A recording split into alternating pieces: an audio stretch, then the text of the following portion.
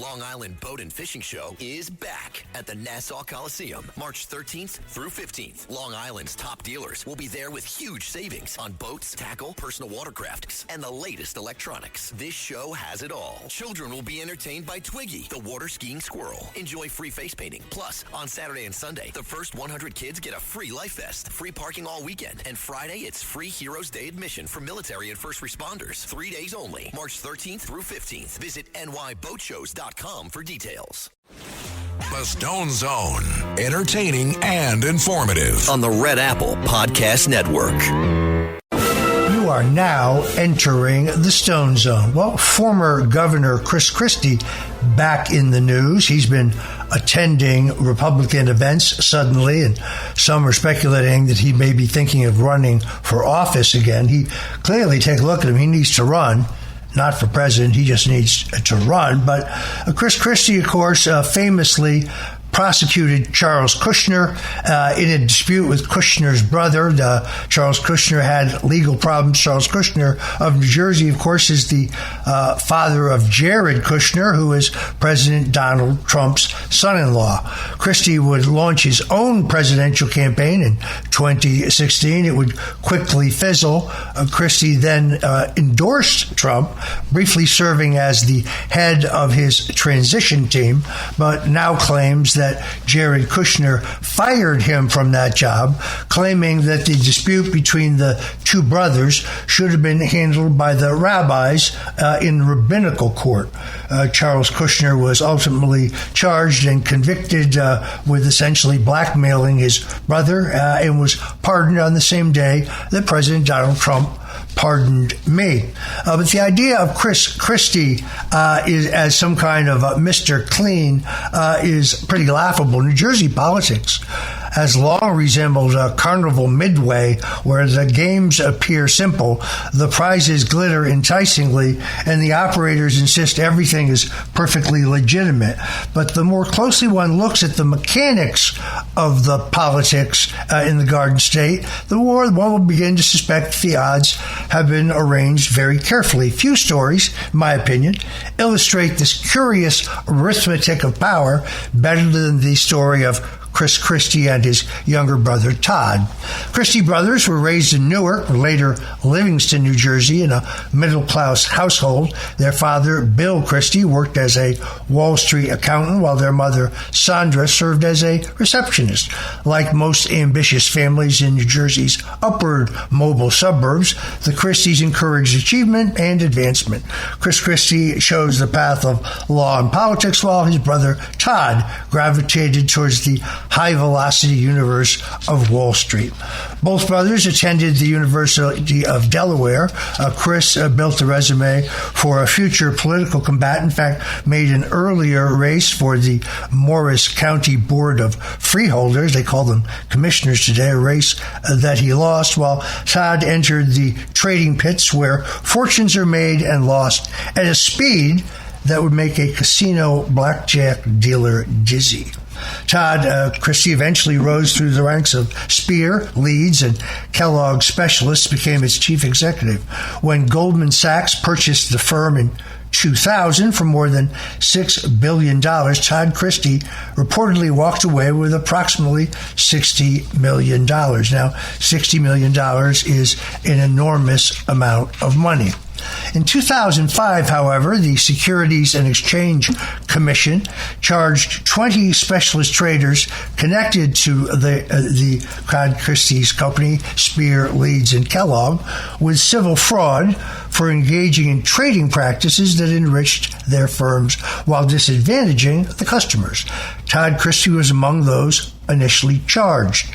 Regulators alleged that between 1999 and 2003 that Todd Christie participated in more than 1,600 improper trades involving major corporations including IBM, AOL, Time Warner, AIG, and others. According to the SEC, these maneuvers produced approximately $1.59 million in profit for the firm, while investors absorbed about $1.4 million in additional costs. Well, one might expect that this would come to the attention of criminal prosecutors.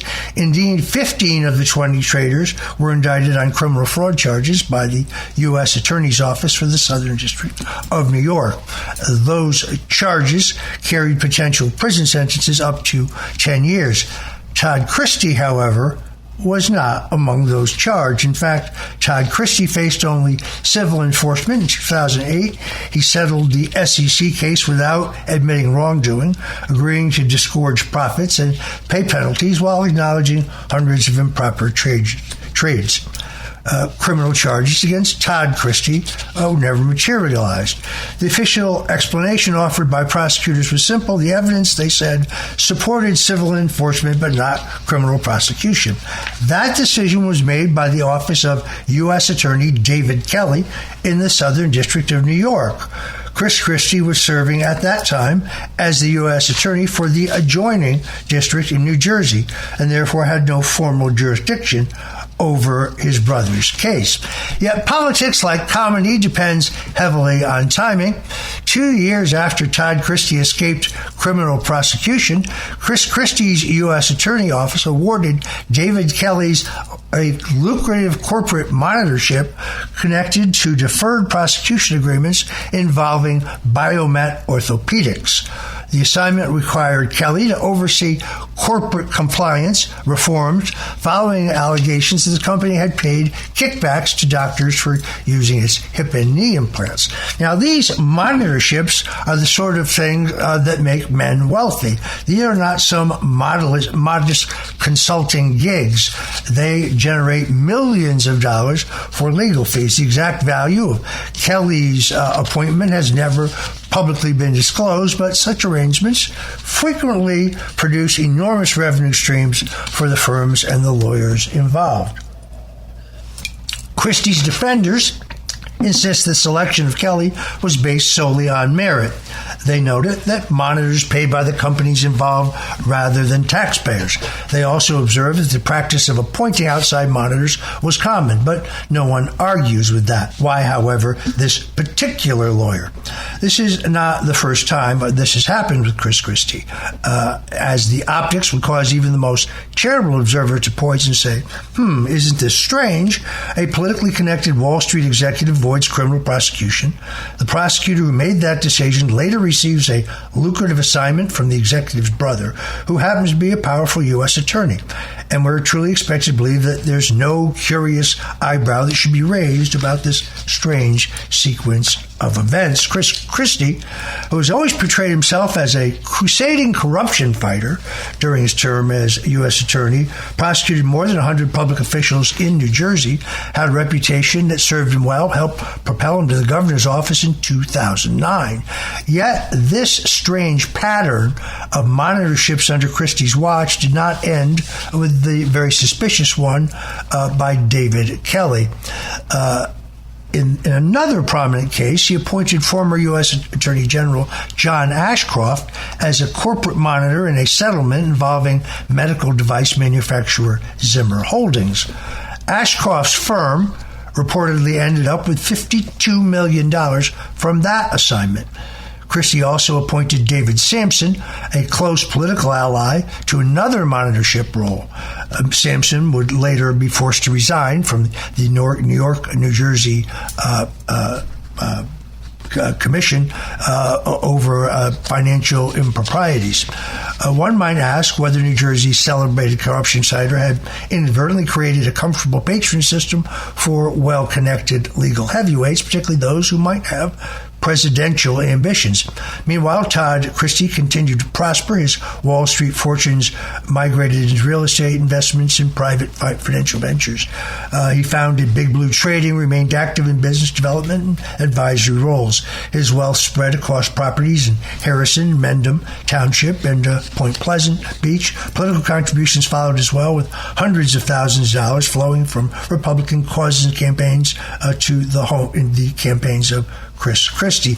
Yet the Chris Christie story still does not end there. Chris Christie's tenure as governor eventually became overshadowed by the most infamous political scandal in the state's history, Bridgegate.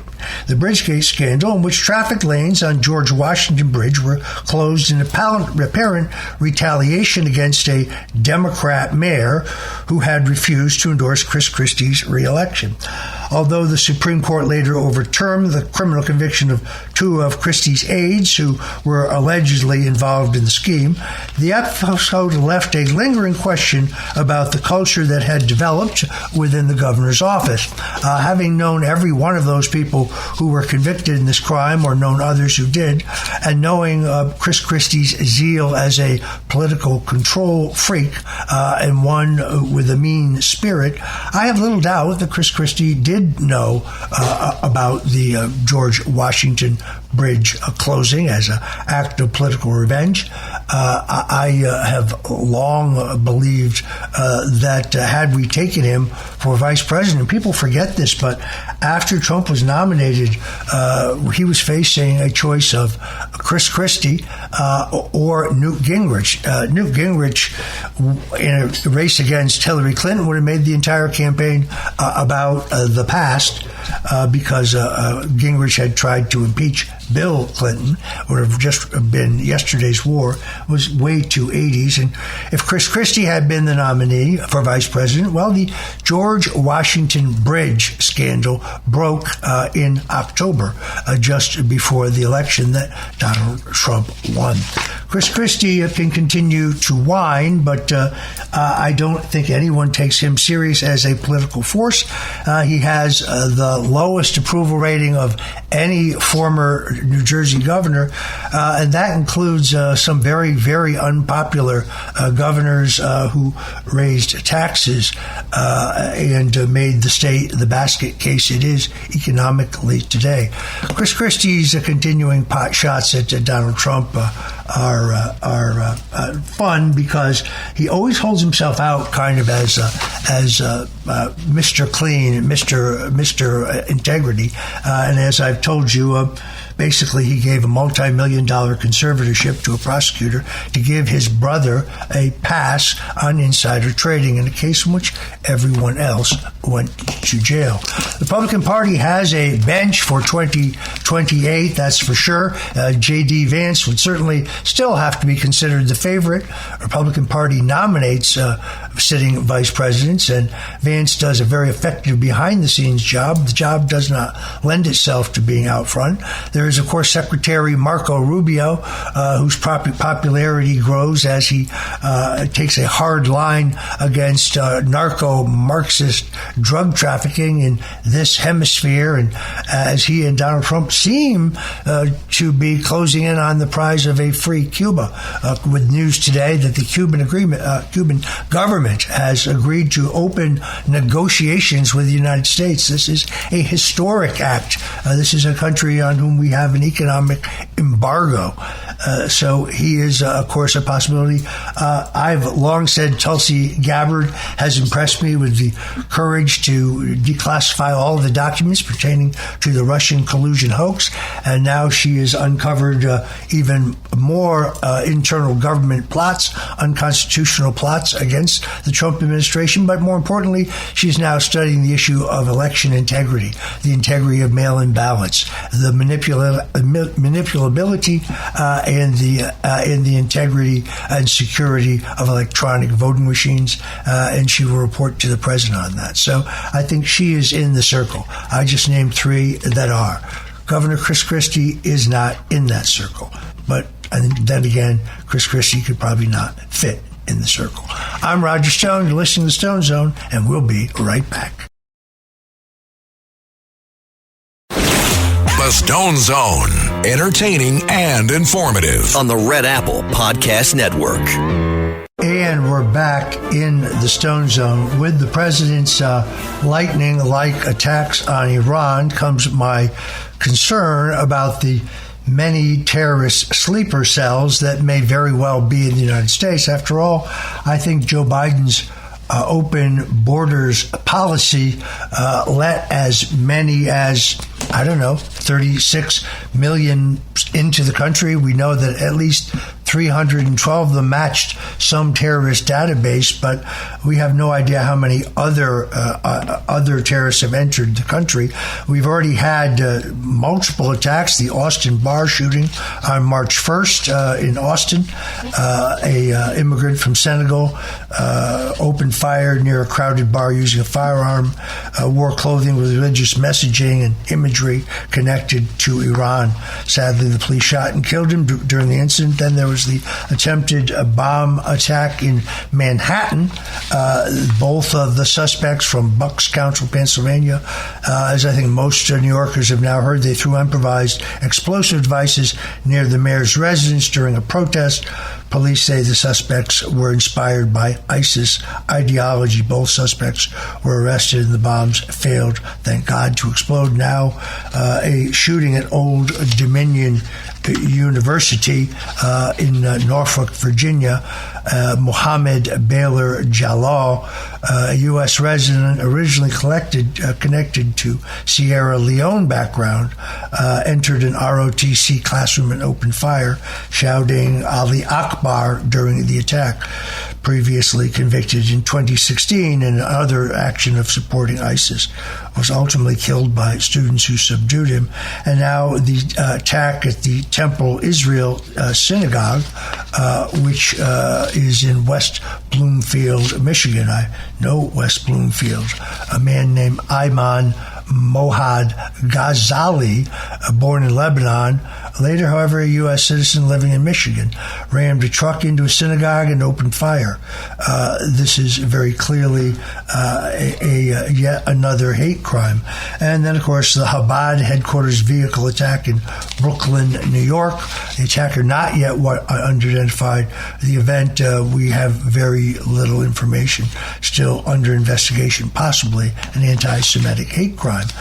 If American politics were not this dangerous, it would be funny, but only in the surreal circus of contemporary New York City could an ISIS-inspired bombing attempt be blamed on white supremacists, which is essentially what Mayor Ayatollah Zoran Mamdani did when he learned the news about the attack on the taxpayer-funded mission on the East River.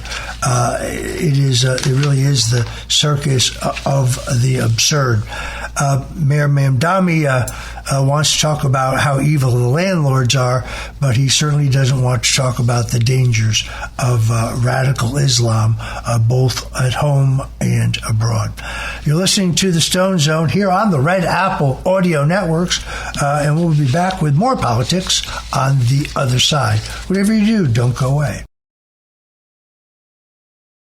The Stone Zone, entertaining and informative. On the Red Apple Podcast Network. I think when people look at the issue of election integrity, they sometimes get lost in the weeds arguing about mail-in ballots, early voting, and of course the question of whether these electronic voting machines, which are not supposed to be connected to the internet, but can be trusted and whether they are secure. But all of that, I think the largest problems regarding election fraud, but first of all, most of them exist in the voter lists. This is where it begins. Most of this could be solved by passage of the SAVE Act, now up before the U.S. Senate. The SAVE Act just very simply requires that one be a U.S. citizen in order to vote in our federal elections, and that one have a picture ID, a reasonable form of identification that proves their citizenship.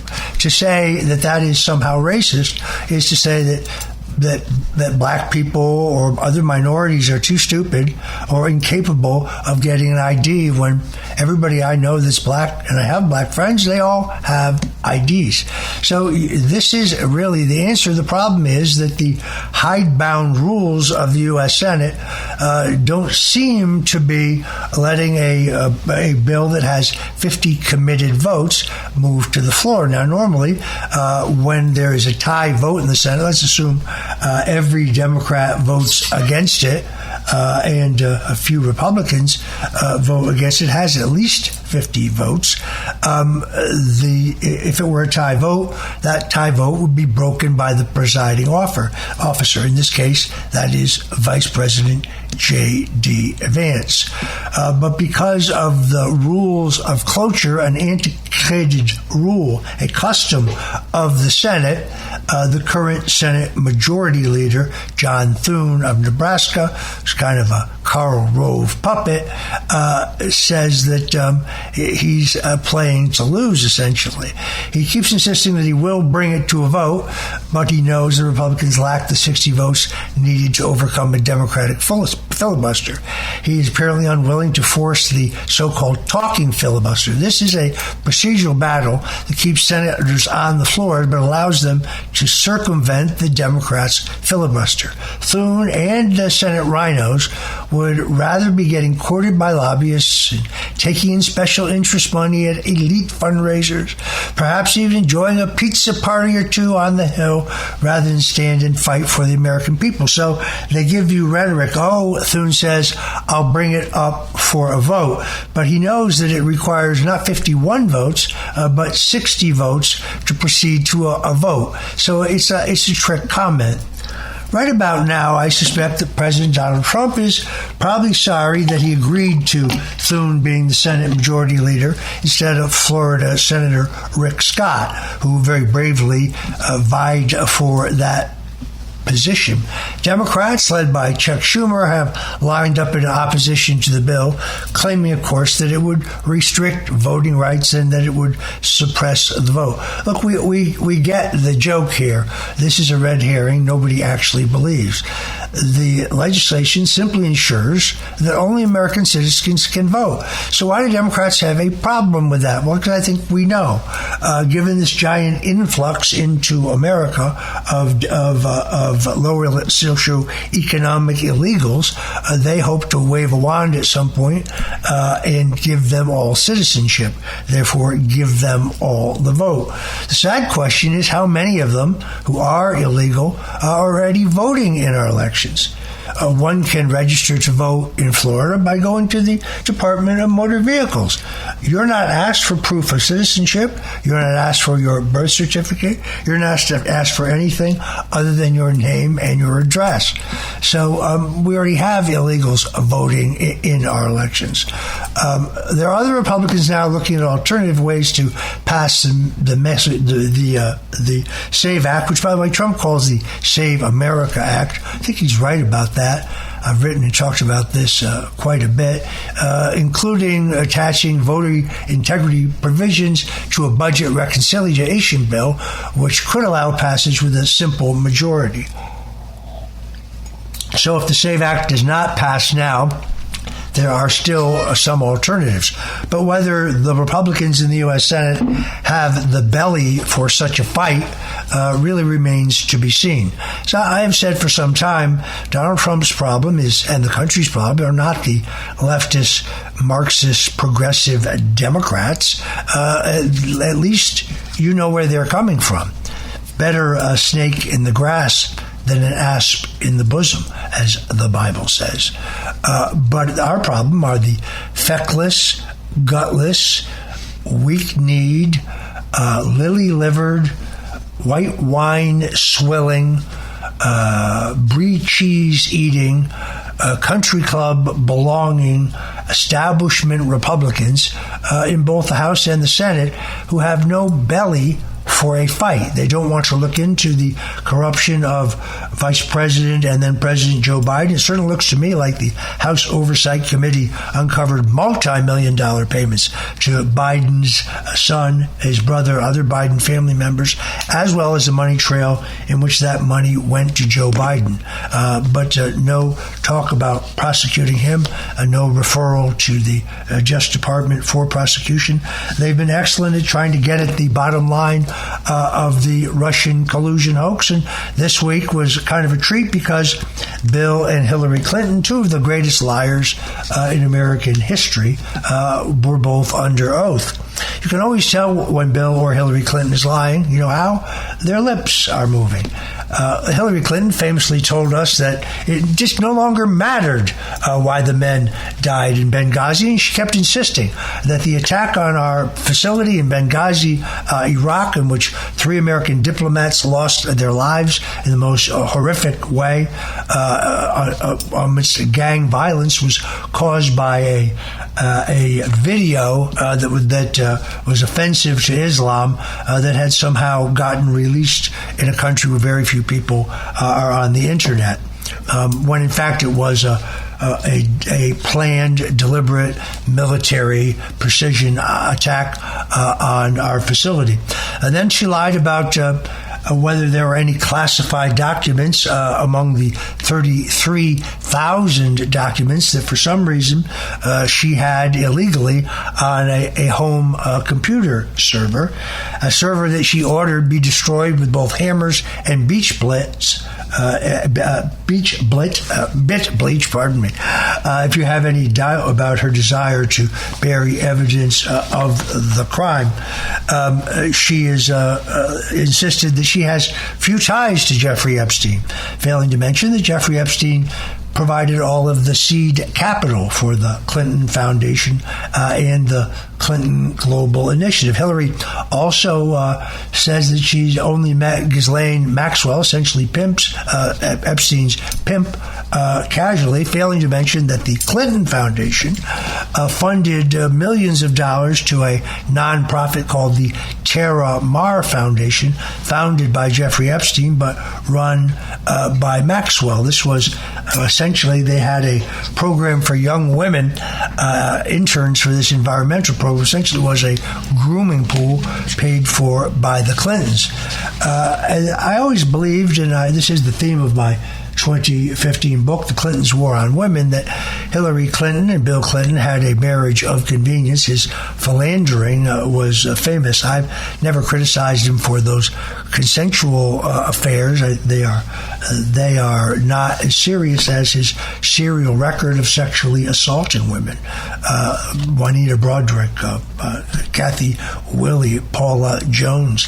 I've detailed 38 women who have come forward and accused Bill of sexual assault. I'm not speaking of Jennifer Flowers, the former nightclub singer that had a long-term affair with him, or even Monica Lewinsky, who he appears to have taken advantage of. At least those were consensual events. Also detailed in my book, but also at Yahoo.com's reporting, Bill Clinton, as in the case of Juanita Broderick, had this horrific tactic of biting through the upper lip of the woman he was assaulting, on the theory that a woman who's trying to stop blood from gushing from her upper lips is less able to cover her genitals when she's being attacked. Bill had the timidity as he left the hotel room to say to Juanita Broderick, "I'd put some ice on that, as you," which is kind of tells you the callousness of Bill Clinton. But it was Hillary who hired the nasty detectives and the heavy-handed lawyers who threatened all of these women into silence. Bill's claim that he was never on Epstein's island disproved in my book in 2015. In the testimony of Virginia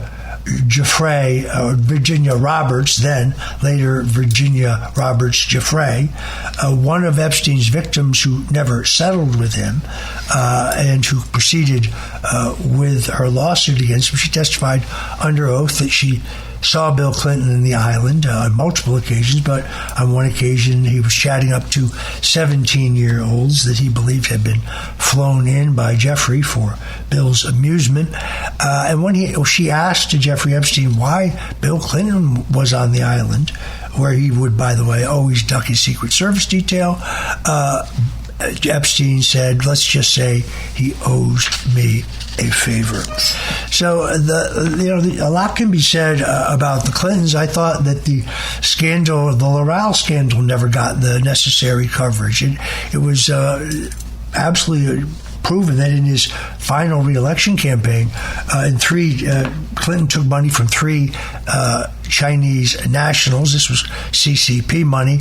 He also, I believe, sold our military secrets, including missile targeting technology to the Communist Chinese. If he were going to be impeached, that is what he should have been impeached for, not his distasteful dalliance with Miss Lewinsky and his curious use of the cigar.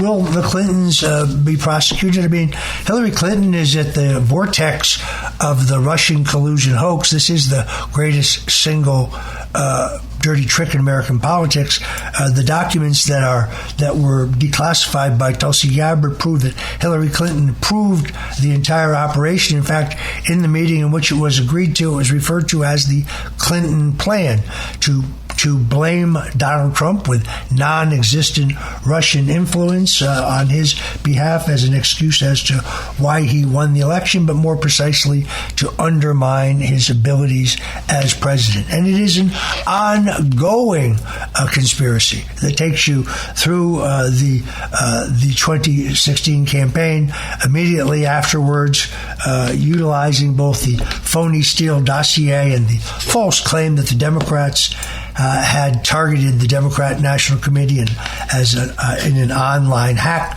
stealing documents. No evidence of that either. But it continues through two completely fraudulent impeachments. The second one, the so-called Ukrainian impeachment, both an offensive and defensive move by the Democrats, who know that Joe Biden is the one who pressured the Ukrainians, said he'd withhold $1 billion if they didn't fire the prosecutor who was investigating his son, Hunter Biden, in Burisma. It continues through the 2020 election, which now I'm happy to see Tulsi Gabbard is digging deeply in, because I never believed Joe Biden got 81 million votes and, as a rule, ran 20% better than Bill Clinton in the African American community. I'm glad to see that is going to be investigated. It doesn't matter how good our economy gets, doesn't matter how quickly the president can bring this war against Iran to an end, doesn't matter how many peace deals he's made, doesn't matter how low the cost of groceries drop, the price of food drops, the availability of and affordability of housing drops. None of that will matter unless we have free, fair, honest elections. That is an absolute requirement. The SAVE Act would do it. I really think it is time to bust the filibuster. John Thune needs to be a man, say goodbye to these rules, because the instant Republicans lose control of the Senate, the Democrats will do away with the filibuster rule, and they will jam through all kinds of crazy left-wing appointments and legislation. I'm Roger Stone. You're listening to the Stone Zone. It's been a heck of a week. We'll be right back with more. The Stone Zone, entertaining and informative. On the Red Apple Podcast Network. As I think most people know, my wife, Anidia Bertrand de Espinoza Stone, is a proud Cuban American, and her story is a horrific one at the hands of the regime. Her father, Joaquin, was a lieutenant colonel in the Cuban Army, was the military attaché at the U.S. consulate for Cuba when Batista fell. He was ordered to return to Havana for briefings, but on the night that he was to return, he was tipped off by a friendly CIA man that he should not return to his native Cuba, where he was on a list of people to be liquidated. He stayed in the United States, of course, fired from his job now that the government was run by Fidel Castro, El Jefe. He worked as a fuller brushman, a house painter, a printer, and he struggled to learn English and to live a subsistence because of the horrific results of communism. So they've seen it up close. Cuba's communist leadership is now incredibly quietly admitting that they're in talks with the United States. This is an extraordinary piece of history that comes as the island faces perhaps the worst crisis in its history due to the heavy pressure from the Trump administration. Recognize that 20% of the oil from Venezuela, which was 80% of the oil that was contained, was going to Cuba. They are now without oil, at least cheap oil they can afford. They have sources, but no access to cheap oil. Cuban dictator Miguel Diaz-Canel confirmed on state television that regime officials have recently engaged in what he described as sensible discussions with representatives of the U.S. government. This is a country that we are actively embargo and boycott. So this is very big news. Now you see why President Trump and Secretary of State kind of look like they've got big grins on their face. The president keeps saying that perhaps they will come peacefully. I think that may be too much to wish for, but their economy continues to collapse. They're plagued by poverty, shortages, brownouts, lack of electricity, crumbling infrastructure. The crisis has intensified since the collapse of the regime's long-standing oil lifeline from Venezuela, as I say. For years, Cuba relied heavily on subsidized oil shipments from their fellow Marxists in Venezuela. The other problem for them, for the United States, is that Cuba has become a spy station for communist China. They have very sophisticated spyware on the island. The Trump administration is well aware of it. It is not acceptable to them. In fact, military sources tell me that they have defensive missiles on the island, missiles that could be made offensive with a simple computer readjustment and reprogramming. Donald Trump has recently suggested the Cuban regime has reached out because they're quickly running out of options. Clearly, they see what happened in Venezuela and they see what is happening in Iraq. So the president says they have no money, they have no oil, and right now they have no hope. Is it too much to ask for that this could be solved peacefully, and we could take the kind of control in Cuba that we have? This is one of the most brutal regimes in history. Don't get the idea that this is some benign democratic society. These people are kept in line through the brutal tactics of the police state. But the deep state, as they lost control in Iraq, as they were beginning to lose control in Venezuela, they're beginning to lose control even in Cuba. And that despite the Cuban government's ability to have a monopoly on all information for the last 40 years, because everything that's wrong in Cuba, if there's not enough food, and not enough gasoline, not enough new tires, not enough of anything, well, that's all because of the Yankees. That's all because of the United States. I say Cuba Libre, and salute to President Donald Trump and to Secretary of State Marco Rubio for taking a hard line on narco-Marxism in our hemisphere. They call it the Don Roe doctrine. Now, it used to be the Monroe Doctrine. Now it's the Don Roe Doctrine. Knowing the president for 50 years, I bet he loves that. Thanks for tuning in to the Stone Zone. Till we meet again, God bless you and Godspeed. Thanks for listening to The Stone Zone with Roger Stone. You can hear The Stone Zone with Roger Stone weeknights at 8 on 77 WABC. If you like the podcast, share it with your friends and listen anytime at WABCRadio.com and download the WABC Radio app. Hit that subscribe button on all major podcast platforms. Plus, follow WABC on social on Instagram, TikTok, Facebook, and X. See you next time for a new episode, so you never have to wonder. What the heck is going on here?